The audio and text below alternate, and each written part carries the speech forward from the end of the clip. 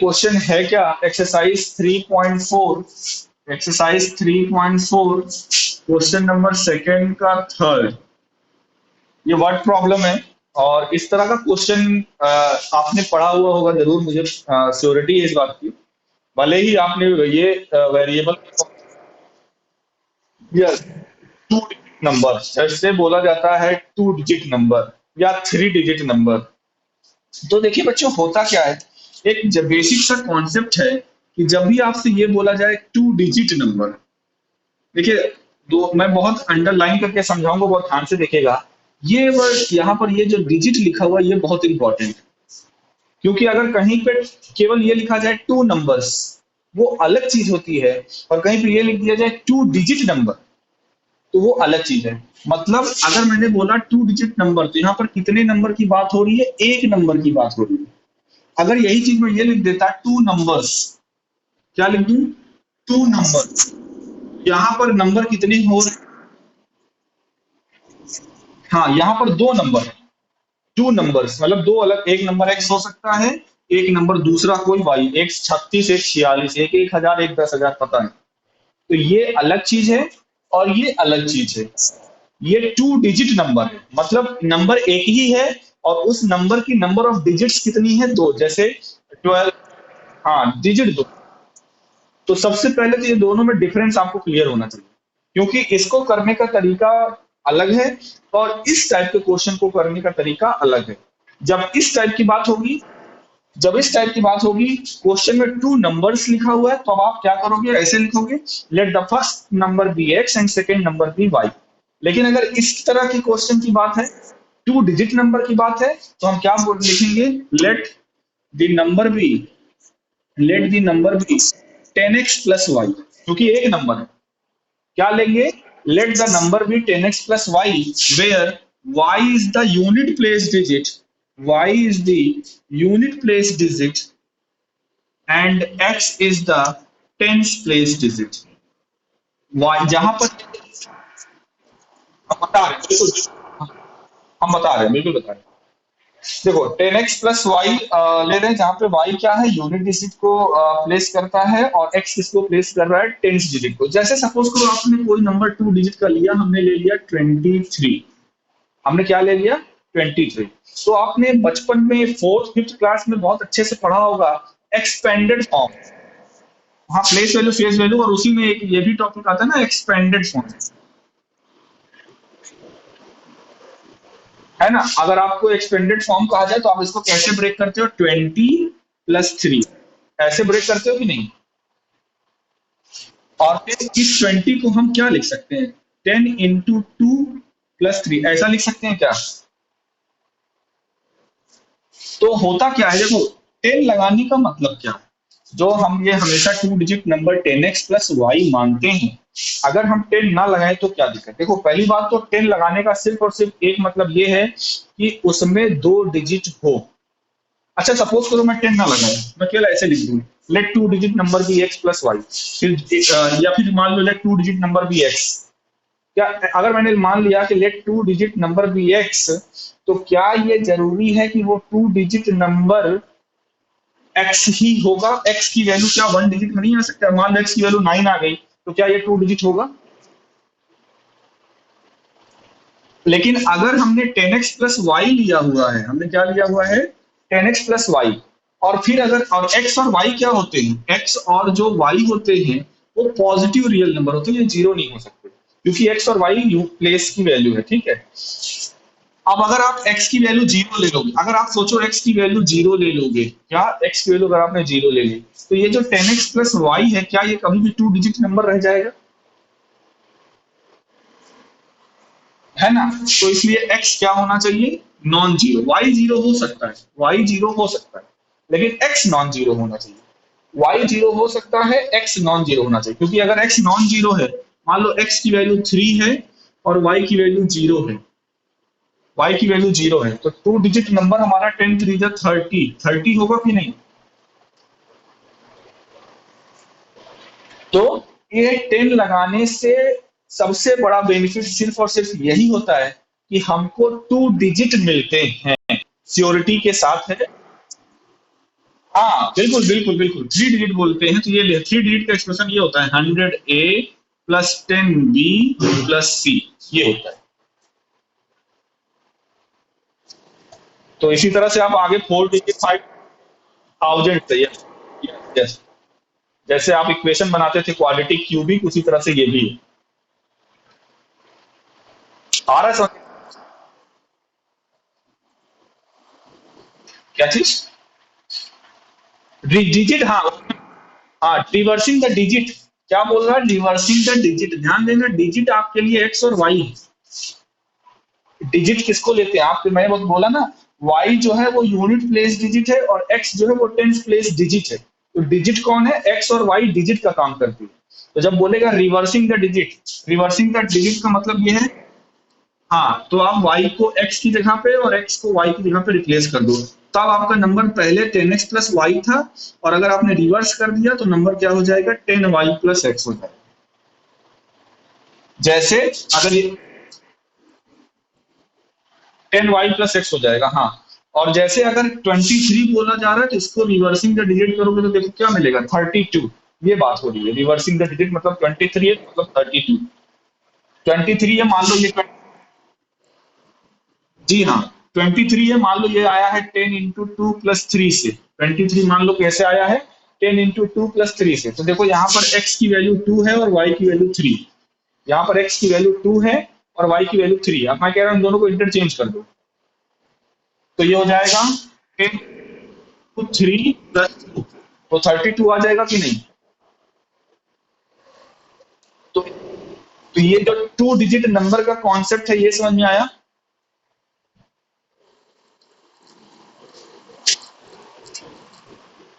Okay. अब देखो question क्या है। अब जैसे तुम्हारा ये कहना था कि सर 10 ही क्यों लेते हैं, 11 क्यों नहीं ले सकते? उसका आंसर सिर्फ यही है, क्योंकि जब हम एक्सपेंडेड फॉर्म की बात करते हैं, जब उसको एक्सपेंडेड फॉर्म में रखते हैं तो हमेशा 10, 100, 1000 में ब्रेकआउट करते हैं इसे, मतलब जीरो के साथ। बोला जा रहा है क्वेश्चन नंबर सेकंड का थर्ड है, द सम ऑफ, हाँ, बोलो बोलो बोलो।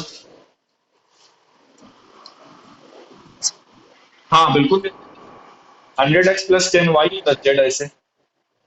ओके। तो एक्सरसाइज 3.4 क्वेश्चन नंबर सेकंड का थर्ड, देखिए क्वेश्चन है क्या?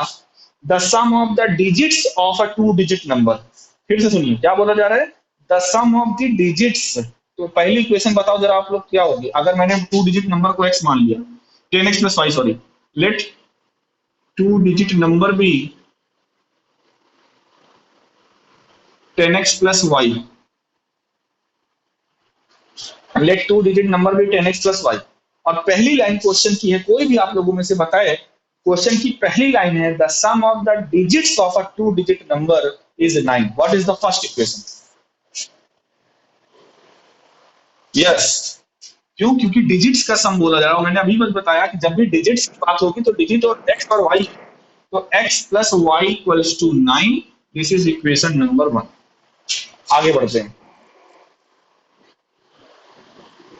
Also 9 times the number. अब ध्यान दो किसका 9 टाइम्स, ये अकॉर्डिंग टू क्वेश्चन चल रहे हैं ATQ। हाँ हाँ, ध्यान दीजिएगा, ये नंबर बोल रहा है। तो किस नंबर हमने क्या माना हुआ है? 10x plus y। तो 10x प्लस y में हम 9 से कर रहे हैं मल्टीप्लाई।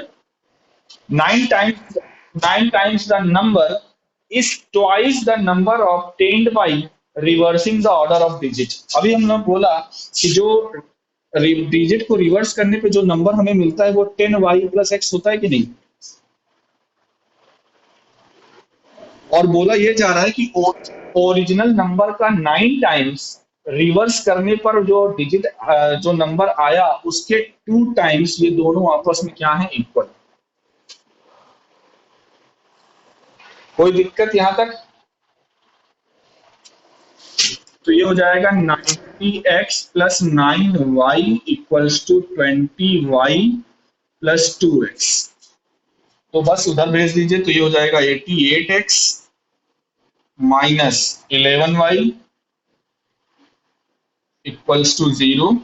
11 से आप डिवाइड कर दीजिए तो 8x minus Y equals to 0। इसको मान लीजिए इक्वेशन नंबर 2। कोई दिक्कत यहां तक? दो इक्वेशन बन गई है। अब अब आपको देखिए सॉल्व करना, अगर पेपर में यही क्वेश्चन आया होता, चाहे आप जिस मेथड से करिए, तो आप किससे करना चाहेंगे?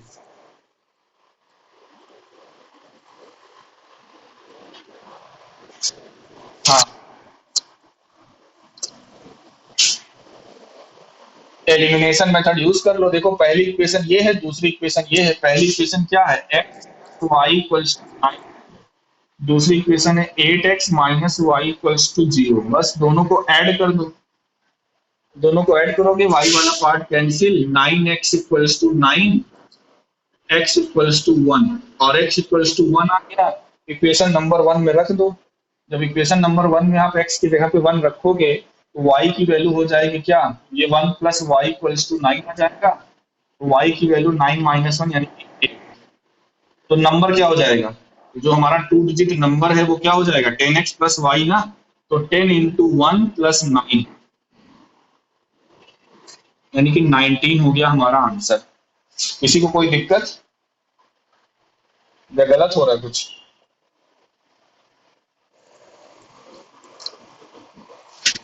अच्छा 9 है, 8, हाँ 8 है, सॉरी सॉरी। यहाँ पर ये 19 ना होकर आंसर क्या आएगा? 18 आएगा। आप वेरीफाई भी कर सकते हो, जो आपका स्टेटमेंट है कि sum of the digits of the 2 digit number, तो इस 2 डिजिट नंबर के डिजिट्स का सम 18 लिखा हुआ है, 1 और 8 का सम 9 आ रहा है कि नहीं? तो एक में भी सेटिस्फाई कर गया मतलब, एक में भी आपका आंसर सेटिस्फाई कर गया मतलब आपका आंसर सही है। बोर्ड के पेपर में एक बार जरूर वेरीफाई कर दिया करो। जो भी वैल्यू आई है एक्स और वाई की, उसको दोनों में से किसी भी एक इक्वेशन में रख लो। अगर एलएचएस और आरएचएस बराबर आ रहा है, मतलब आपका आंसर सही है। क्योंकि कई बार ऐसा होता है कि हमको मेथड्स पता होते हैं, हम हो सकता है कोई बेसिक सी मिस्टेक जैसे मेरे से अभी हुई, 19 मैंने लिख दिया, तो हो सकता है ऐसी बेसिक सी मिस्टेक्स हो जाए और उसका फालतू में आपका थोड़ा बहुत नंबर काट लेंगे एग्जाम में, तो मौका नहीं देना है। इसलिए रीचेकिंग जिसमें जिसमें समय लगी, भाई जान रहे हैं कि डिजिट्स का सम 9 आना चाहिए, तो 18 है, 1 का सेट 9। आप आराम से देख सकते हो। 19 लिखा था, तभी तो मैंने बोला कुछ गलत हो रहा था, क्योंकि मैंने देखा 9 + 1 10 हो जा रहा था। चलिए अब आते हैं इनके अगले क्वेश्चन पे। एक्सरसाइज 3.5 का सेकंड का थर्ड, फोर्थ का थर्ड है सर। चलिए देखते हैं। मेन काम तो ये इक्वेशन बनाना है, ये भी वर्ड प्रॉब्लम है। एक्सरसाइज 3.5 क्वेश्चन नंबर 4 का थर्ड। आज शाश्वत मिश्रा आपकी आवाज नहीं आ रही है नहीं क्या क्लास में? अरे बोले तो भैया तुम्हारी आवाज सुनने को तरस, ऐसे बीच बीच में बोलते रहा करो, नहीं तो अच्छा नहीं लगता हमें।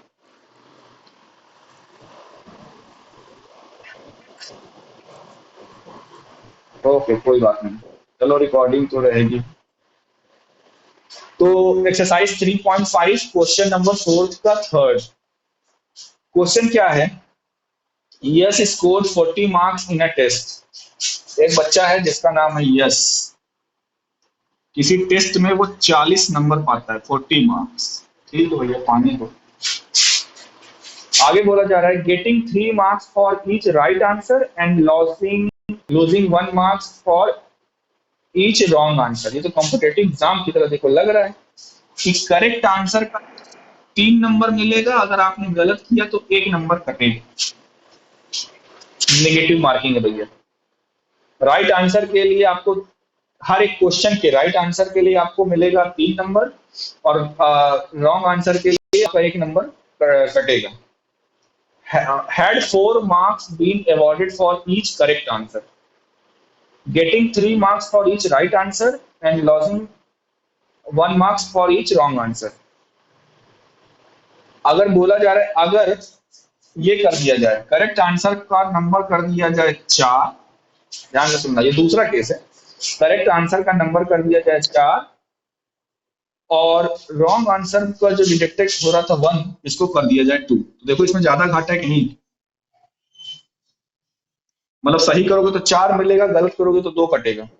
इसमें सही करोगे तो 3 मिलेगा, गलत करोगे तो एक कटेगा। अरे नहीं भैया, अच्छा ये तो अगर मैं कहूँ कि एक ये ऑप्शन है, एक ये ऑप्शन है, और तुमको कॉम्पिटेटिव एग्जाम देना है, तो कौन सा बेटर रहेगा तुम्हारे लिए? तुम हाँ तुम, क्योंकि क्योंकि बेटा इसमें 1/3 की निगेटिव मार्किंग है और इसमें 1/2 की हाफ का निगेटिव मार्किंग, इसमें आपका ज्यादा घाटा है, इसमें तो वही 50-50 काम चलेगा आपका। आगे बोला जा रहा है, अगर ऐसी सिचुएशन रहती है कि अगर करेक्ट मार्क्स के 4 नंबर, गलत मार्क्स के 2 नंबर डिडक्ट होते हैं, then Yash would have score 50 marks. इस सिचुएशन में यस का स्कोर कितना रहता है? 50। और इस सिचुएशन में यस का स्कोर कितना रहता है? 40। कोई दिक्कत यहाँ तक? How many question were there? अब पूछा ये जा रहा है टेस्ट में कितने क्वेश्चन हैं। मान लेते हैं कि करेक्ट वाले एक्स हैं और इनकरेक्ट वाले वाई। कोई दिक्कत? अकॉर्डिंग टू क्वेश्चन, अब आप लोग बताइए पहली इक्वेशन क्या बनी? एक सही क्वेश्चन का 3 नंबर, तो अगर, अरे वाह, 3x - y = 40। भाई सही, एक क्वेश्चन आप सही करोगे तो 3 नंबर मिलेगा। आपने एक्स क्वेश्चन सही किया तो 3x नंबर मिले। और वाई क्वेश्चन का 1 नंबर, अगर एक क्वेश्चन का घट रहा है तो वाई क्वेश्चन का वाई नंबर घटेगा। तो 3x - y, और टोटल पा कितना रहा है? 40।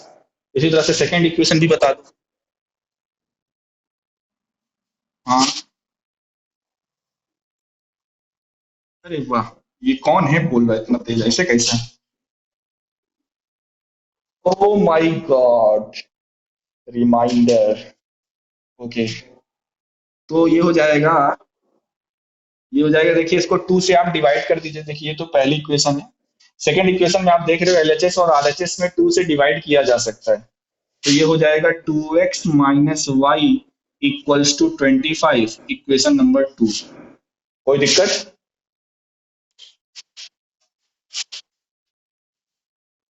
हाँ, नो ही बोलना, यस ना बोलना। अब इसको करना है क्रॉस मल्टीप्लिकेशन मेथड से, तो आप, हाँ बस वही वही वही मुझे पूछना था कि किसको फार्मूला याद है। शाश्वत तुम ना बोलो, नहीं तो वो हारमोनियम की टोन बस बज रही है बस। 2x - y = 25, ये दो इक्वेशन है और इसको करना है क्रॉस मल्टीप्लिकेशन मेथड से। तो anyone tell me the formula for cross multiplication method, CMM। X upon, क्या हुआ राहिल, तुम भी चले गए क्या?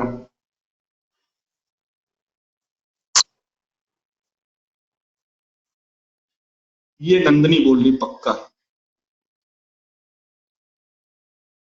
ओ माय गॉड, फिर से। ठीक है, तो B1, हाँ ठीक है। भूपेन, भूपेन, भूपेन तुम मत बोलो। वाई अपॉन, वाई के अपॉन में बताओ। हाँ, C1A2 - C2A1, और 1 अपॉन,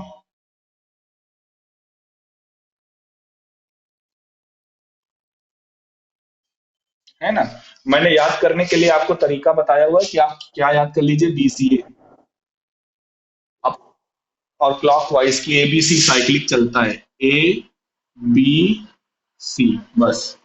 तो आपको बस BC 1 2 2 1, तो मतलब, हाँ। अब जैसे इससे सॉल्व करना है तो यहाँ पर है क्या, ये दो इक्वेशन हमारे पास है।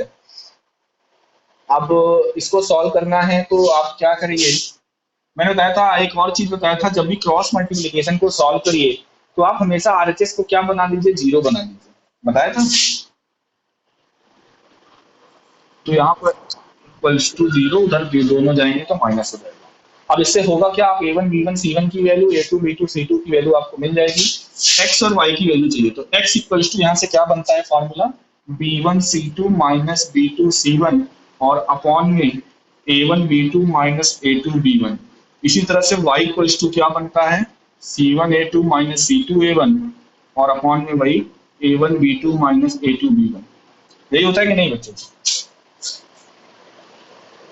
और A1 की वैल्यू यहाँ पे 3 है, B1 की वैल्यू -1 है, और C1 की वैल्यू -40 है। इसी तरह A2 की वैल्यू 2 है, B2 की वैल्यू -1, C2 की वैल्यू -25। इस पे रखोगे वैल्यू आ जाएगी। आपका आंसर सही है या गलत, इस बात को आप खुद चेक कर सकते हो। एक्स और वाई वैल्यू इक्वेशन नंबर 1 या 2 किसी एक में रख दोगे, एलएचएस और आरएचएस बराबर आ जाएगा, इसका मतलब आपका आंसर सही। सॉल्व कर लोगे ना आगे? ओके, अब आते हैं अगले क्वेश्चन पे। तो देखिए अगला क्वेश्चन क्या है, इसी का नेक्स्ट क्वेश्चन है एक्सरसाइज 3.5 क्वेश्चन नंबर फोर्थ का 4। एक्सरसाइज 3.5 देखिए क्वेश्चन क्या है। क्वेश्चन बच्चों बोला जा रहा है places A and B are 100 kilometre apart on a highway. एक प्लेस ए है, एक प्लेस बी है। ए और बी के बीच की जो डिस्टेंस है वो 100 किलोमीटर, 100 किलोमीटर। इक्वेशन बना देंगे, बाकी सॉल्व आप लोग करिएगा। One car start from A and another car start from B at the same time. ये बहुत इंपॉर्टेंट है, सेम टाइम, क्योंकि टाइम अगर सेम नहीं होगा तो फिर वो दिक्कत करेगा, वहां पे आपको उस टाइम के डिफरेंस को भी लेना पड़ेगा। एक कार ए से स्टार्ट कर रही है चलना, एक कार बी से स्टार्ट कर रही है चलना सेम टाइम से। आगे बोला जा रहा है if car travels in the same direction with different speed. Okay, car जो है सेम डायरेक्शन में डिफरेंट स्पीड से ट्रेवल कर रही है। अब मेरा देखो यहाँ पे देखो मेरा ये जो बनाना है वो हो गया गलत। हाँ तो डायरेक्शन बी, हाँ ये इधर इसी डायरेक्शन में जा रही है, जिस डायरेक्शन में ए जा रहा है, एक ए वाली कार जा रही है, उसी डायरेक्शन में बी वाली कार जा रही है। बस ये ध्यान रखना कि इन दोनों के बीच की डिस्टेंस कितनी है, 100 किलोमीटर, ए और बी के बीच की। ओके, हाँ हाँ, इनके बीच की distance, car a place a और प्लेस बी के बीच की जो डिस्टेंस है वो 100 किलोमीटर। ओके, अब बोला जा रहा है कि अलग अलग स्पीड से ये ट्रेवल कर रही है, मतलब कार ए और कार बी। मान लेते हैं कार ए की स्पीड है x kilometre per hour, car B की स्पीड को y किलोमीटर पर आवर मान ले रहे हैं। कोई दिक्कत यहाँ का? भाई अलग अलग स्पीड है, मान लिया अलग अलग। और बोला जा रहा है if the car travel in the same direction in different speed they meet in 5 hours. 5 घंटे में ये दोनों क्या होती है, दोनों कार मिल जाती है। भाई 5 घंटे बी चलेगा तो हो सकता है 5 घंटे बाद बी की पोजीशन बच्चों मान लो यहाँ पर आ गई सी पर। 5 घंटे बाद मान लो बी कहाँ पर आ गया, सी पर आ गया 5 घंटे में। और 5 घंटे में मान लो ए भी कहाँ पर आ गया, सी पर। तो सी जो है उनका मीटिंग पॉइंट हो जाएगा। अच्छा, एक चीज और है, ए बी को तभी पकड़ पाएगा क्योंकि दोनों सेम टाइम पे चल रहे हैं। और बस कितने इंटेलिजेंट हो तुम लोग, मानना पड़ेगा। X is greater than Y, एक स्पीड ज्यादा होगी तभी वो बी को पकड़ पाएगा, क्योंकि समय दोनों का सेम है। और ए ऑलरेडी 100 किलोमीटर 100 कवर करना है। हाँ वो केस दूसरा, इसे ना बोल दिया करो एक्स हमेशा ज्यादा होता है। ओके, अब बोला ये जा रहा है कि एक सिचुएशन तो ये हो गई कि अगर दोनों अपोजिट डायरेक्शन में, सॉरी सेम डायरेक्शन में जा रहे हैं तो उनको मिलने में 5 घंटे समय लगेगा। तो दूसरा केस ये बनेगा if they travel towards each other, मतलब दोनों की डायरेक्शन अपोजिट है, ए इधर जा रहा है बी इधर ऐसे आ रहा है, तो ज्यादा समय लगेगा कि कम समय लगेगा बताओ? उनके बीच की जो उनके बीच की जो डिस्टेंस है वो 100 किलोमीटर ही रह गई है ना। ए और बी को मिलकर 100 किलोमीटर है। कुछ ए चलेगा कुछ बी चलेगा, कम समय में मिल जाएंगे। तो बोला जा रहा है दे मीट इन 1 आवर, 1 घंटे में मिल जाते हैं। तो what is the speed of the two cars, यानी हमें कुल मिला के एक्स और वाई की वैल्यू फाइंड आउट। पहले पहला इक्वेशन बनाइए, दूसरा वाला तो फिर बन ही जाएगा। चलिए पहला इक्वेशन बताइए, कोई क्या होगा, कोई बता सकता है?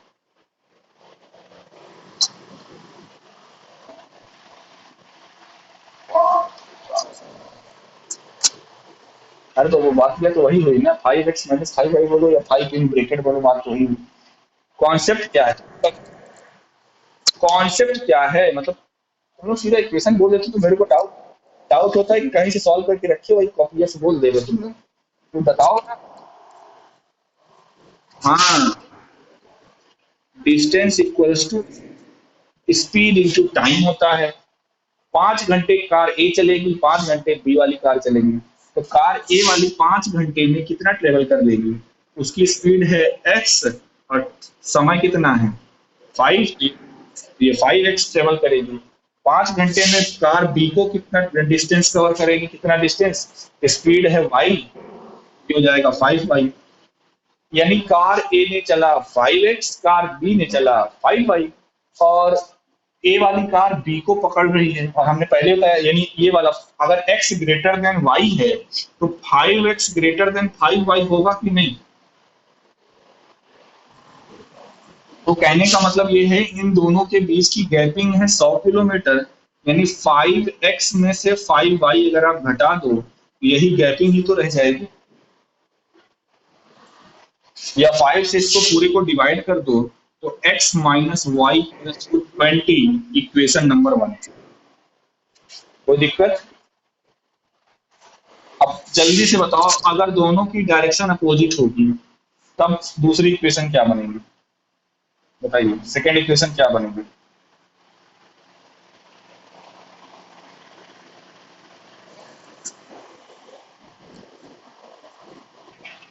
वाह, वाह राहिल वाह। अब इसको राहिल को करेक्ट करो, x माइनस वाई होगा कि एक्स प्लस वाई होगा। तो राहिल बेटा आपने माइनस क्यों बोला, पहले हमको ये बता।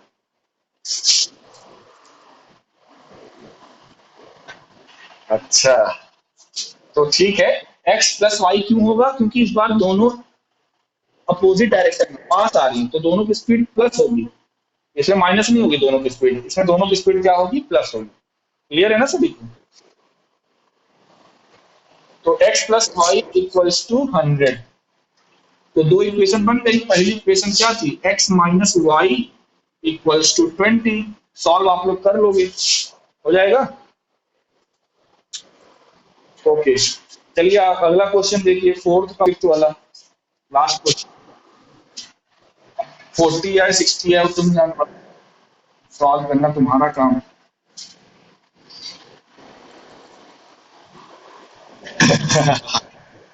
ये ये सही है। वैसे चिंता ना करो, पेपर में बहुत कम ही चांसेस है कि मेथड लिखा रहे, और लिखा रहेगा तो वही, केवल वही लिखा रहेगा, क्रॉस मल्टीप्लिकेशन, नहीं तो हम। हाँ, एलिमिनेशन सबसे सही है, मेरा भी फेवरेट एलिमिनेशन है।